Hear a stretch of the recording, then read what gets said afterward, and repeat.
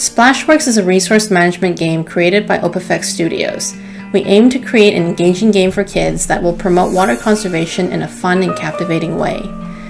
Splashworks targets kids as it's important to learn about conservation at a young age before bad water habits are formed.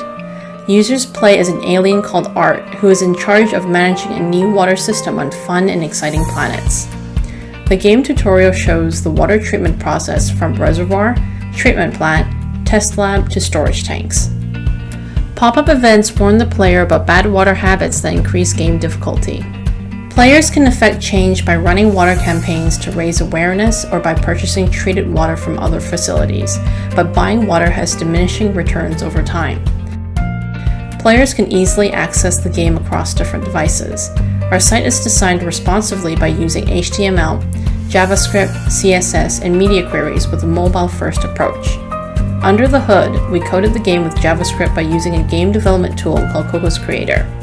We use scripts to modularize various in-game components and prefabs that allow us to save assets in certain configurations.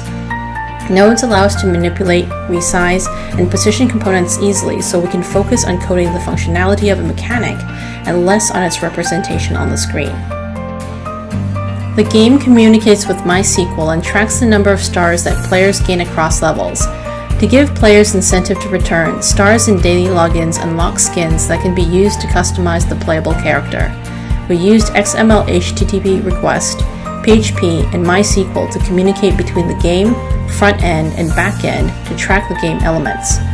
Because we track stars, data persists across multiple sessions. We access this information by retrieving it with PHP. If a user logs out and comes back on a later date, their progress is saved. Additionally, levels cannot be played unless the previous one has been unlocked. Sule worked on front-end development as well as sound production. Christy worked on weekly challenges and graphics. Human and Kyle worked on game development, while William focused on back-end and video editing.